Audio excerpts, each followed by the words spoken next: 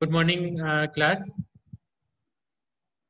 Today we discuss scale up and post approval changes. ये एक guideline है, जैसे हम सुपेक गाइडलाइन भी बोलते हैं. ये गाइडलाइन एक्चुअली जब हम पायलट प्लांट स्केल अप से इंडस्ट्री के अंदर आते हैं, इंडस्ट्री में हमारे प्रोडक्ट को लेके आते हैं for manufacturing in a large scale. So it is need to be a there is some changes. So the changes में भी occur according to the SUPAC guideline. तो हम इसे scale up and post approval changes के नाम से जानते हैं. ठीक है. इसी गाइडलाइन के आधार पे हम पायलट प्लांट स्केल अप को हायर लेवल ऑफ मैन्युफैक्चरिंग में लेके जाते हैं. क्या बोलती है गाइडलाइन? What is सुपेक?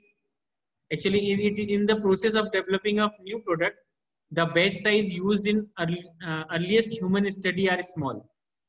तो जब हम प्रोडक्ट को स्मॉल स्केल पे बनाते हैं और ह्यूमन स्टडी पे भी हम स्मॉल बैचेस में बनाते हैं, the size of batches are gradually increased.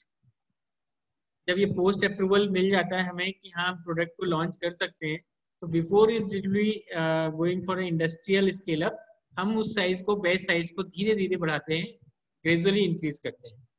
The scale up and the change made after approval in the composition, manufacturing process, manufacturing equipment and change of the site have become known as a scale up and post approval changes. तो क्या कहलाती है ये सुपेक guideline? सुपेक guideline वह process है जिसके through जो भी चेंजेस हम लेके आते हैं, जब हम बैच साइज को बढ़ाते हैं, उस बैच साइज के बढ़ाने के टाइम पे यानी कि हम कंपोजिशन चेंज करेंगे.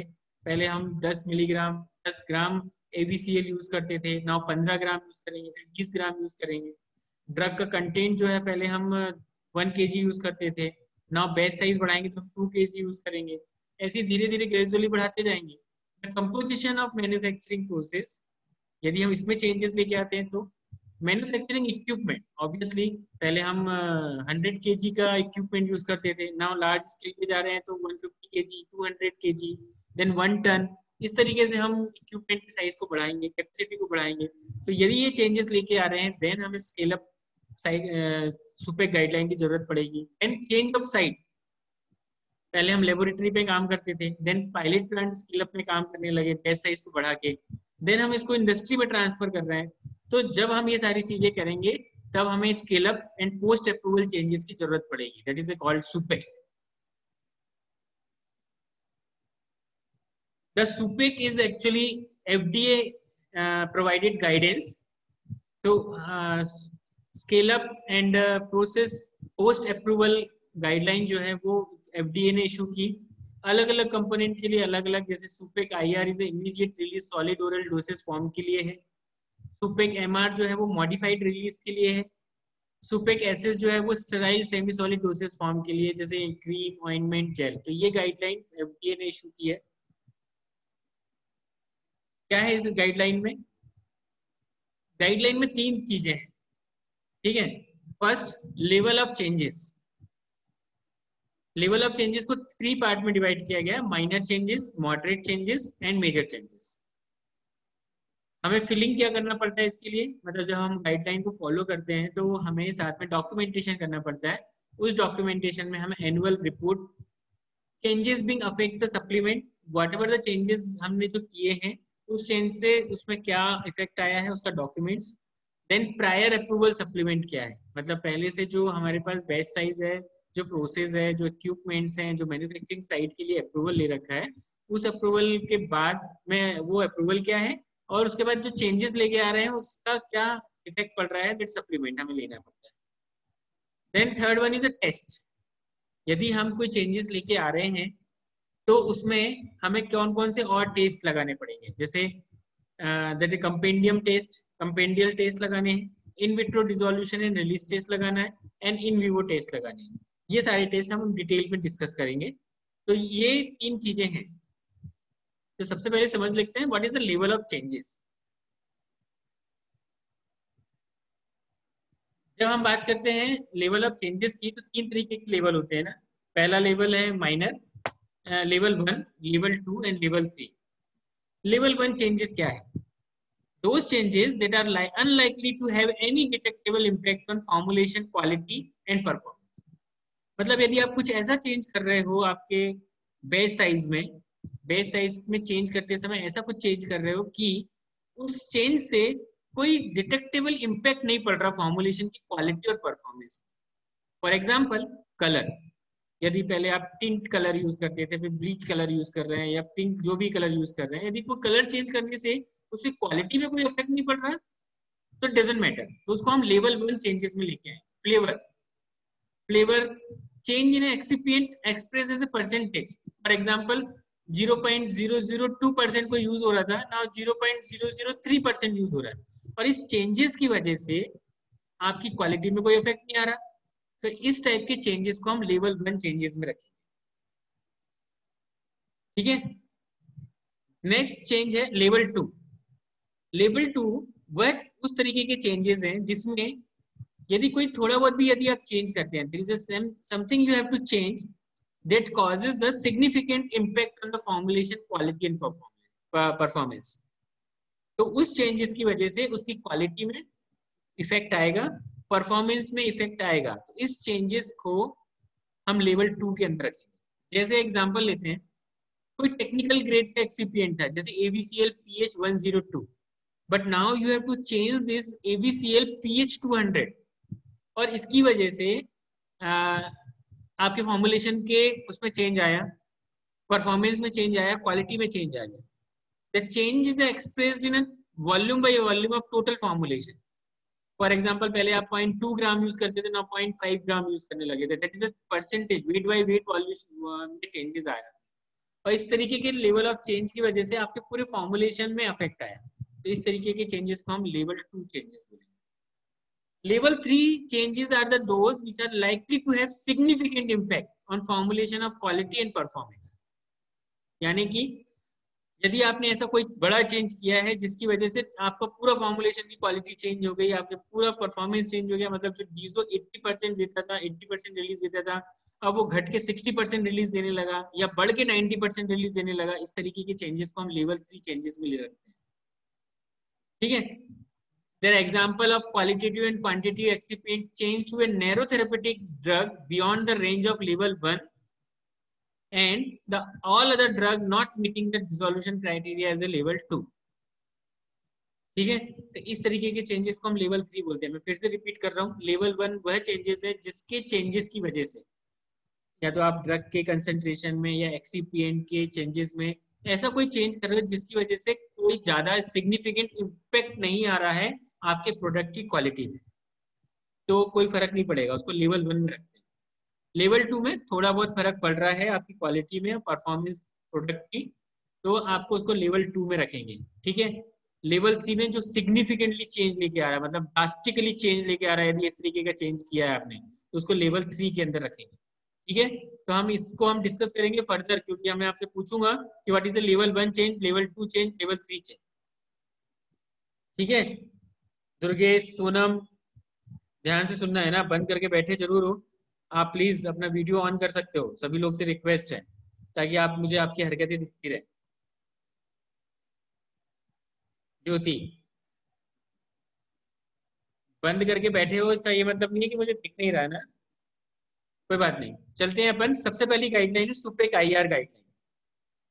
IR बोले तो immediate release. The guidance guideline provide the recommendation for post approval changes. ये गाइडलाइन आपको प्रोवाइड करती है कि किस तरीके से आप पोस्ट अप्रूवल चेंजेस लेके आएंगे। ठीक है, किसके लिए, इमीडिएट रिलीज के लिए। The first is in component और कंपोजिशन, मतलब यदि आपको कंपोनेंट और कंपोजिशन में चेंज लेके आना है तो इस गाइडलाइन के आधार पर भी लेके आएंगे, तो आपकी परफॉर्मेंस में, मतलब क्वालिटी की परफॉर्मेंस में कोई चेंजेस नहीं मिलेंगे। नेक्स्ट है द साइट ऑफ मैन्युफैक्चर, यदि if you are changing the site of manufacturing तो उसमें किस तरीके से बदलाव लेके आएंगे आप, ये गाइडलाइन आपको बताएगी। थर्ड, यदि आप स्केल अप ऑफ मैन्युफैक्चरिंग कर रहे हैं तो ये गाइडलाइन आपको बताएगी कि किस तरीके से आपको चेंजेस लेके आना है। नेक्स्ट है द मैन्युफैक्चरिंग प्रोसेस और इक्विपमेंट में यदि आप चेंजेस लेके आ रहे हैं तो किस तरीके से आप लेके आएंगे। सुपेक गाइडलाइन आपको बताएगी कि यदि ये 4 तरीके की प्रोसेस में आप चेंज लेके आ रहे हैं तो किस तरीके से आपको प्रोसेस में चेंज लेके आना है, यानी कि जिससे level 1, level 2 and level 3 affect ना हो। Now first one is a component composition. Now focus on the change in amount of excipient in the drug product यदि आप ध्यान रखिए, यदि आप किसी भी एक्सिपिएंट के अमाउंट में यदि आप चेंजेस लेके आ रहे हैं तो ठीक है। दूसरा, not focus on change in the amount of the drug substance. Excipient पे यदि आप चेंज कर रहे हो, ड्रग प्रोडक्ट या ड्रग सब्सटेंस पे अफेक्ट, ड्रग सब्सटेंस को चेंज नहीं कर रहे हो, ठीक है, तो आपको किस तरीके से चेंजेस लेके आने हैं वो बताते हैं। लेवल 1 चेंजेस यदि करने हैं तो लेवल चेंजेस में आपको ये सारी चीजें डॉक्यूमेंट करनी पड़ेगी। Test documentation, chemistry documentation, application in compendial release, dissolution documentation, in vivo bioclass study, filling documentation, annual report. अब मतलब लेवल 1 चेंज क्या होता है? लेवल 1 चेंज वह चेंज है जिसके चेंज की वजह से आपके प्रोडक्ट की क्वालिटी में इफेक्ट नहीं आ रहा, ठीक है। तो अभी हम बस ये लेवल 1 चेंज यदि करते हैं तो आपको इतना रिपोर्टिंग करनी पड़ेगी। मतलब आपको टेस्ट डॉक्यूमेंटेशन बनाना है, केमिस्ट्री मतलब IR report, UV report, HPLC report आपको देनी है, देन एप्लीकेशन कंपेनियल रिलीज देना है, डिसोल्यूशन इफेक्ट देना है। ये डाटा आपको प्रोक्यूर करने पड़ेंगे यदि आप छोटे बहुत चेंजेस लेके आते हैं तो। लेकिन यदि आप लेवल 2 चेंजेस करते हैं, लेवल 2 मतलब there is something grade change, excipient की ग्रेडिंग में चेंज कर रहे हैं, एक्सीपिएंट की क्वालिटी में चेंज कर रहे हैं, या एक्सीपिएंट चेंज कर रहे हैं, तो आपको लेवल 2 चेंजेस में आपको क्या क्या डॉक्यूमेंट करना पड़ेगा ये बताया गया। लेवल 2 में टेस्ट डॉक्यूमेंट, वो सारे टेस्ट फिर से लगाने हैं आपको, केमिस्ट्री डॉक्यूमेंटेशन करना पड़ेगा। लेवल 1 के अंदर जो टेस्ट लगाए हैं वो साथ में एक बैच का 3 मंथ का एक्सेलरेटेड स्टेबिलिटी स्टडी का डाटा आपको प्रोड्यूस करना पड़ेगा, डिसोल्यूशन स्टडी करनी पड़ेगी, then case A, case B, case C, यानी कि high permeability, high solubility, low permeability, high solubility and high permeability, low solubility of drug, in vivo test लगाने पड़ेंगे, बायोक्विलेंस स्टडी करनी पड़ेगी, and then all the documentation as per the label 1 and the stability study ये आपको submit करना पड़ेगा यदि आप लेवल 2 चेंजेस लेके आते हैं तो। ये गाइडलाइन है, सुपेक गाइडलाइन, जो ये बताती है कि यदि आप इमीडिएट रिलीज में लेवल 2 चेंज लेके आ रहे हैं तो आपको ये सारे टेस्ट लगाने पड़ेंगे। चलिए अब एक बात करते हैं अपन इमीडिएट रिलीज में किस तरीके के टेस्ट लगाए जाते हैं। इमीडिएट रिलीज में हम क्या करेंगे, मान लो इमीडिएट रिलीज टेबलेट बना रहे हैं, everybody please unmute your self, मैं आपको अनम्यूट कर रहा हूं, आप अपने आप को कर सकते हैं, ठीक है। मैं आपसे पूछ रहा हूं, उसका आंसर दीजिए प्लीज। आप अपने आप को वीडियो ऑन कर लीजिए। Renu, can you hear me? Renu, मैं आपसे बोल रहा हूं आप अपने वीडियो ऑन कर लीजिए, मैं आपकी अटेंडेंस नहीं दूंगा नहीं तो। ठीक, मैं जिससे पूछूंगा वही अपने आप को अनम्यूट करेगा ना। रक्षा, जैसे मैंने बोला लेवल 1 चेंज और लेवल 2 चेंज, लेवल 2 चेंज का मतलब क्या हुआ? सॉरी, ये सबसे पहले ये बताओ what is immediate release tablet. चलो एक बात करते हैं, इमीडिएट रिलीज टेबलेट क्या होती है? रक्षा,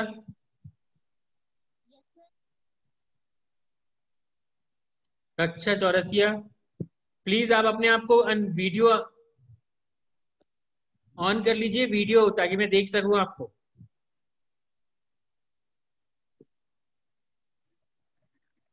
रक्षा, इमीडिएट रिलीज टेबलेट क्या होती है बेटा?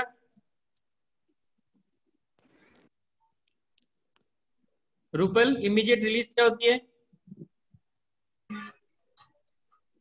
सर जो जल्दी से रिलीज हो जाती है, अपन एडमिनिस्टर करते हैं। इमीडिएट रिलीज का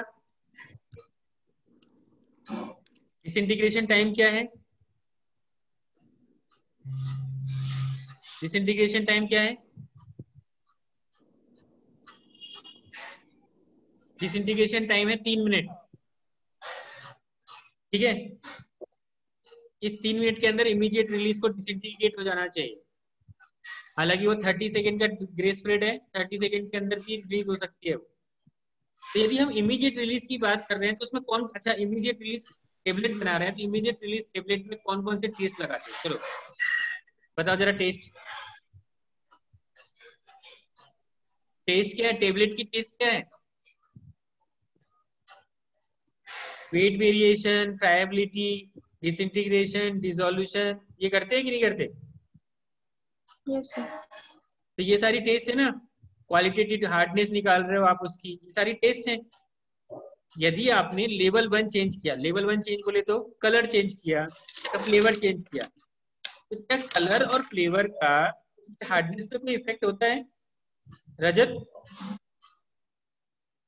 रजत, रजत, क्या सुन पा रहे हो मेरे को?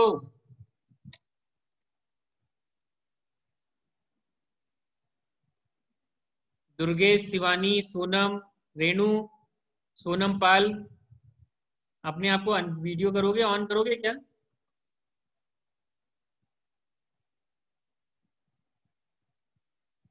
कोई बात नहीं।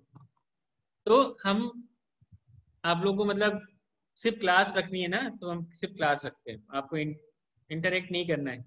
रजत, मैंने कुछ पूछा उसका आंसर है क्या?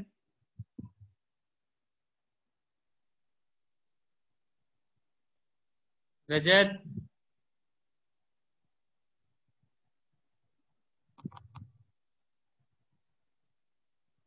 कलर और फ्लेवर का कोई खास इफेक्ट नहीं पड़ता ना हार्डनेस में ना फ्राइबिलिटी पे।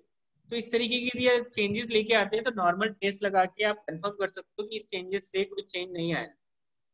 लेवल 2 चेंज, यदि आप एक्सीपीएन के परसेंट मतलब सुपर डिसइंटीग्रेट जो ऐड कर रहे थे, आप सुपर डिसइंटीग्रेट जो है आपने चेंज कर दिया, तो आपको आपको लेवल 2 चेंजेस के टेस्ट लगाने पड़ेंगे, स्टेबिलिटी स्टडी करना पड़ेगा, बायोक्लियरेंस स्टडी करना पड़ेगा, कंपैरिजन डाटा तो बनाना पड़ेगा, और वो गाइडलाइन जो है उस गाइडलाइन के हिसाब से आपको डाटा सबमिट करना पड़ेगा यदि इस तरीके का चेंज लेके आते हो तो।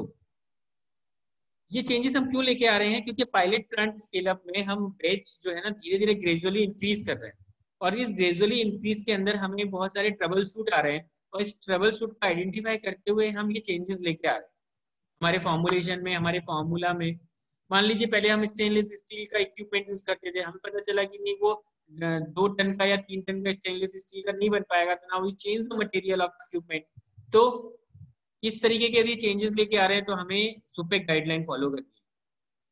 ठीक है, तो ये लेवल 2 का चेंजेस था। लेकिन लेवल 3 का चेंजेस क्या होता है? लेवल 3 के चेंजेस यदि हम लेके आ रहे हैं, उस चेंज में हम ऐसा कुछ चेंज किया हमने जिसकी वजह से पूरे पूरे प्रोडक्ट की क्वालिटी चेंज हो गई, पूरी प्रोडक्ट की क्वालिटी चेंज हो गई, पूरा प्रोडक्ट का परफॉर्मेंस चेंज हो गया, और उस चेंज को हम क्या कर लेंगे, लेवल 3 चेंज में रखेंगे। और इस लेवल 3 चेंज में रखने की वजह से हमें क्या क्या डाटा फिर से रिप्रोड्यूस करना पड़ेगा, that is test documentation, chemistry documentation यानी कि स्टेबिलिटी स्टडी फिर से करनी पड़ेगी, एंड देन डिसोल्यूशन डॉक्यूमेंटेशन बनाना पड़ेगा, एंड देन ऑल डॉक्यूमेंट्स जो है वो प्रायर सप्लीमेंट के लिए और एनुअल रिपोर्ट के टाइम पे सबमिट करने पड़ेंगे। ठीक है, तो ये लेवल 3 चेंजेस होते हैं। ये सारे चेंजेस जब हम एक्सीपीएन में चेंज कर रहे हैं तब। Now comes on A side change. Side change when we are changing the location of manufacturing facility from one company to another company, or maybe transfer to the manufacturer to the contract manufacturer. ठीक है, तो यदि हम side change करते हैं तो it do not include the scale up, है ना। ये स्केल अप में हम चेंज नहीं कर रहे हैं, हमने पूरा का पूरा अपना ट्रांसफर किया, हमने पूरा फॉर्मूला जो है वो दूसरी कंपनी को ट्रांसफर किया to make the formula formulation for us. और इस तरीके के यदि आप चेंजेस लेके आते हो तो हमें वही 3 लेवल पे क्या क्या डॉक्यूमेंट सबमिट करना पड़ेगा उसकी देनी है रिपोर्ट। लेवल 1 में यानी कि आप थोड़ा बहुत माइनर चेंज करते हो, जैसे site change within a single facility where the same equipment, SOP, environmental condition and common personnel. यदि आप साइट चेंज कर रहे हो, लेकिन साइट चेंज कहाँ कर रहे हो? सेम लोकेशन में, सेम प्रेमाइसेस में, इस कमरे से दूसरे कमरे में लेके जा रहे हो, यानी कि वही इक्विपमेंट यूज करना है, वही एसओपी, वही एनवायरमेंटल कंडीशन है, तो ऐसा कोई खास बड़ा चेंज नहीं कर रहे हो आप। इसकी वजह से क्वालिटी और उसके परफॉर्मेंस में चेंजेस नहीं आएंगे। तो हमें सिर्फ उसका क्या डाटा सबमिट करना है, हमें टेस्ट डॉक्यूमेंट सबमिट करना है, केमिस्ट्री डॉक्यूमेंट सबमिट करना है, बायोक्लियरेंस स्टडी सबमिट करनी है, और एनुअल रिपोर्ट के टाइम पे फाइल करना है। ये सारी चीजें लेवल 1 पे लेके आते हैं। लेवल 2 में यदि चेंजेस किए मतलब site change to the another campus, another facility या एडजेसेंट सिटी ब्लॉक। ठीक है, ये किस तरीके के चेंजेस हैं? हमने साइट चेंज की है लेकिन उसी प्रेमाइसिस पे नहीं है, दूसरी किसी सिटी में या उसी लोकेशन, उसी शहर के दूसरी जगह पे, जहाँ पे पूरा चेंजेस आ गए आपको, तो उसमें आपको लेवल 1 का लॉन्ग टर्म स्टेबिलिटी स्टडी का केमिस्ट्री डॉक्यूमेंट सबमिट करना है और एनुअल रिपोर्ट सबमिट करना है। थर्ड वन लेवल वह लेवल है जिसमें आपने पूरा का पूरा कैंपस चेंज कर दिया, है ना। इस शहर से दूसरा शहर, मतलब यदि आप चंडीगढ़ में काम कर रहे थे, अब आप हैदराबाद में काम कर रहे हो। यदि हैदराबाद में काम कर रहे हो तो आपका पूरा क्लाइमेट चेंज हो गया, पूरी मैन्युफैक्चरिंग साइट चेंज हो गई, लोकेशन चेंज हो गया, एनवायरनमेंट चेंज हो गया। और इस तरीके के चेंजेस में आपको 3 कॉन्जिक्यूटिव स्टडी, 3 बैचेस का लॉन्ग टर्म स्टेबिलिटी स्टडी का डाटा, बायोक्लेंस स्टडी और एनुअल रिपोर्ट, ये सारी की चीजें सबमिट करनी पड़ेगी। फिर से टेस्ट डॉक्यूमेंटेशन बनाना पड़ेगा। उस फॉर्मूले का पूरा बैच जो है वो पूरा का पूरा आपको टेस्ट के लिए रखना पड़ेगा यदि आप साइट चेंज करते हैं तो। Now next one is change in batch size. पहले आप 1000 के लिए बना रहे थे, अब 10,000 के लिए बना रहे हो, अब 1 लाख के लिए बना रहे हो। If you are changing the batch size, the post approval change in the size of batch from pivotal या pilot plant scale up material to larger or smaller production, the scale up down below the 1 lakh dosage unit is not covered by this guideline. यदि आप 1 lakh unit से कम का batch size रख रहे हो तो उसको इस चेंजेस के अंदर, इस गाइडलाइन के अंदर नहीं किया जाएगा। हाँ, यदि आप 1 लाख से ऊपर का कोई चेंज कर रहे हो तो आपको ये सारे लेवल को चेंज करना पड़ेगा, ठीक है। और प्रॉपरली एक एजेंसी से मतलब पर्सनल इंस्पेक्ट कराना पड़ेगा। Level 1 change, the change in the base size up to the including the factor of 10 times. मतलब पहले आप 1 लाख का बना रहे थे, अब 1 करोड़ का बना रहे हो, तो 10 टाइम्स यदि आप साइज में चेंज कर रहे हो तो, और equipment in the same design, same principle का यूज कर रहे हो, both manufacturing as per the according of CGMP guideline, SOP जैसी है वैसी को फॉलो कर रहे हो, तो आपको ज्यादा कुछ खास करने की जरूरत नहीं है, ठीक है, क्योंकि वो लेवल 1 चेंजेस है। कोई खास चेंजेस नहीं लेके आ रहे हैं आप, सिर्फ 10 के फैक्टोरियल में चेंज लेके आए हो बैच साइज में, बाकी इक्विपमेंट सेम है, लोकेशन सेम है, बाकी सारी सब चीजें सेम है। तो सिर्फ आपको सिर्फ डॉक्यूमेंट करना है the level 2 of the site change required, ठीक है। आपको सिर्फ उतना ही चेंज लेके वही डॉक्यूमेंट सबमिट करना है जो लेवल 2 पे लेके आते हैं।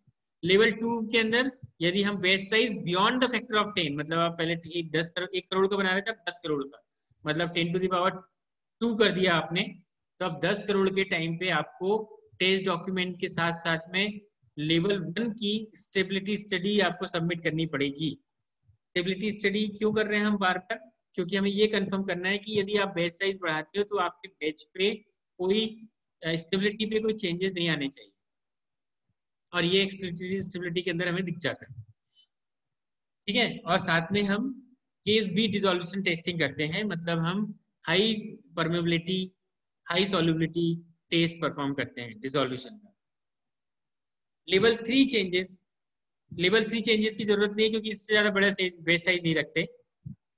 Now comes on manufacturing change. Manufacturing में क्या क्या चेंज लेके आते हैं हम? इक्विपमेंट, इक्विपमेंट बोले तो लेवल 1 चेंज, मतलब that is a change non automated से हम ऑटोमेटेड में लेके आए या वाइस वर्सा। पहले इक्विपमेंट ऑटोमेटेड था, अब नॉन ऑटोमेटेड है ना, या फिर हम अल्टरनेटिव इक्विपमेंट यूज कर रहे हैं लेकिन उसका प्रिंसिपल सेम है। तो इस तरीके का चेंज जो है वो लेवल 1 में रखा जाता है, मतलब उससे क्वालिटी में कोई फर्क नहीं पड़ेगा। लेवल 2, यदि आप इक्विपमेंट की डिजाइन चेंज कर रहे हो, पहले वर्टिकल था हॉरिजॉन्टल कर दिया, यदि आप इस तरीके की चेंज कर रहे हो तो आपको टेस्ट वापस से लगाने पड़ेंगे, एक्सीलरेटेड स्टेबिलिटी परफॉर्म करनी पड़ेगी, ये सारी चीजें आपको लेनी पड़ेगी। देन नेक्स्ट है manufacturing changes in process change. एक था इक्विपमेंट चेंज, अब आते हैं प्रोसेस चेंज। प्रोसेस चेंज में यदि आपने मिक्सिंग टाइम बढ़ा दिया या ऑपरेटिंग स्पीड बढ़ा दी, तो इस तरीके की चेंजेस को हम लेवल 1 में रखेंगे जिससे क्वालिटी पे कोई इफेक्ट नहीं पड़ेगा। लेवल 2 जो चेंजेस होते हैं, दैट चेंज में भी अक्सर due to the outside sorry operating speed या ऑपरेटिंग प्रोसीजर जो है वो आपके वैलिडेशन रेंज के बाहर है ना, हमने उसको वैलिडेट नहीं किया है, तो आपको लेवल 2 चेंज कराएंगे वो, ठीक है। इसके लिए पूरे वो सारे जो गाइडलाइन दे रखी है उस गाइडलाइन के हिसाब से आपको सारे डाटा रिप्रोड्यूस करने पड़ेंगे। लेवल 3 चेंजेस वो चेंजेस हैं जिसके अंदर आपने पूरा मैन्युफैक्चरिंग प्रोडक्ट, जैसे पहले ड्राई ग्रेनुलेशन कर रहे थे, अब वेट ग्रेनुलेशन कर रहे थे, पहले आप डायरेक्ट कंप्रेशन कर रहे थे, अब उसको प्रोसेसिंग में जाके ड्राई करके उसके बाद आप ग्रेन्यूल बना के आप पंच कर रहे हो, तो ये सारा डॉक्यूमेंट फिर से लगेगा आपको सारे जो लेवल 3 चेंजेस के जैसे बायोइक्विलेंस स्टडी डाटा, केमिस्ट्री डाटा, ये सारे डाटा आपको फिर से चेंज करने पड़ेंगे। क्यों? क्योंकि ये लेवल 3 चेंज है और इस लेवल 3 चेंजेस के अंदर आपकी क्वालिटी अफेक्ट होगी। पहले डायरेक्ट कंप्रेशन की वजह से हार्डनेस कुछ और आ रही थी, अब वेट ग्रेनुलेशन की वजह से हार्डनेस कुछ और आएगी, तो आपको पूरा डाटा फिर से सबमिट करना पड़ेगा।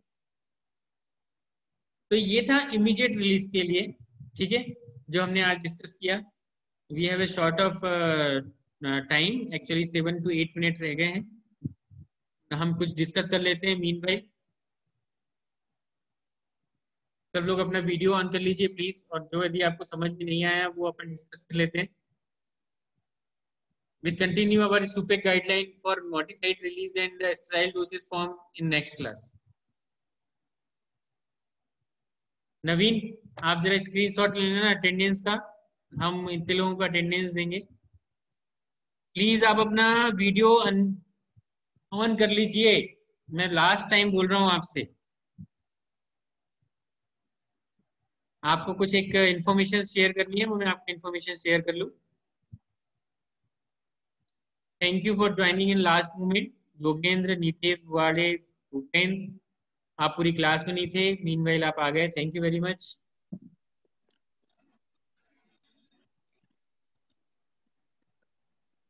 ओके, आपके लिए इंफॉर्मेशन ये है, नोटिस ये है कि आपके सीजनल डिसाइड कर लिए गए हैं, ठीक है, टाइम टेबल बन गया है, फ्लोट कर दिया है।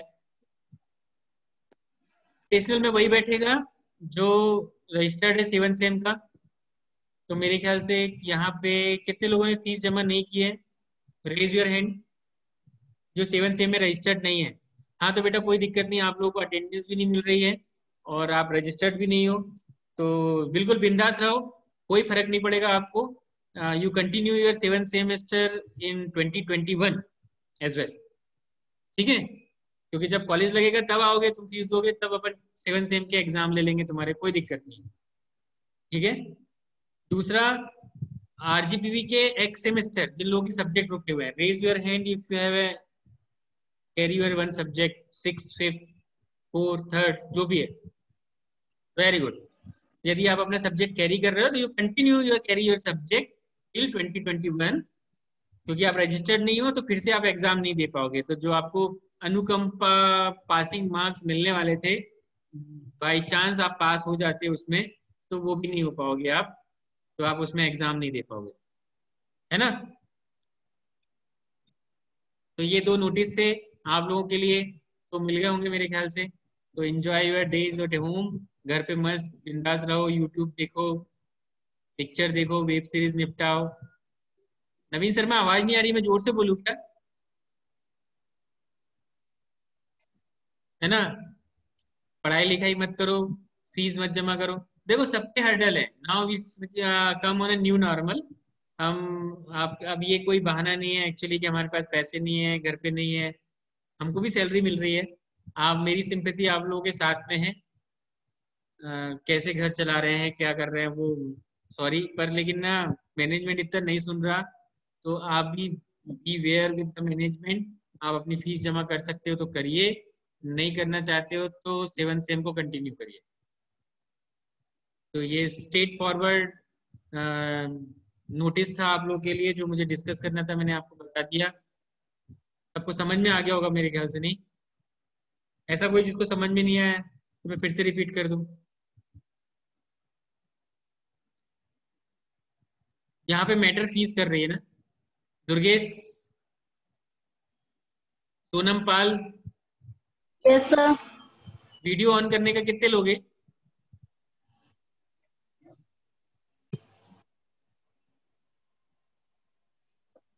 Yes sir. समझ में आया सोनम क्या बोल रहा हूं मैं? Yes sir. नवीन, रेणु, दुर्गेश, योगेन, नितेश बुआड़े, मेरे को जहां तक इन्फॉर्मेशन है यही लोग नॉन रजिस्टर्ड है, बाकी सब। सोनम विश्वकर्मा, लाइट चली गई बेटा, सोनम विश्वकर्मा,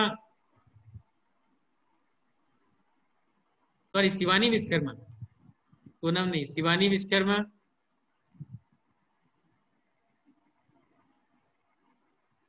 सर वॉइस नहीं आ रही आपकी। वॉइस नहीं आ रही, अब आ रही है? तो जब लेक्चर होते हैं ना बेटा, तो अपने को डाटा बचा के रखना पड़ता है, पता है। रात को ही निपटा लोगे डाटा, तो फिर सुबह लेक्चर कहाँ से लोगे?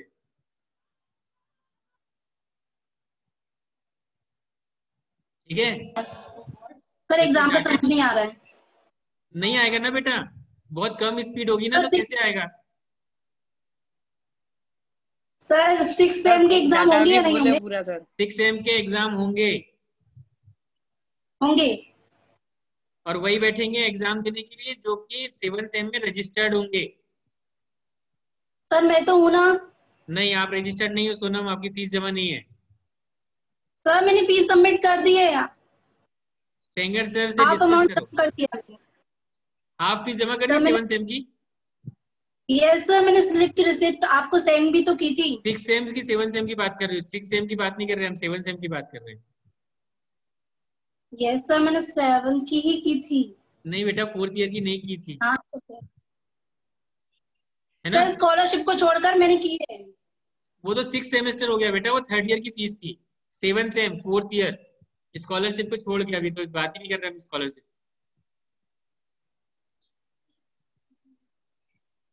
योगेंद्र नरवरे, नितेश गुवाड़े,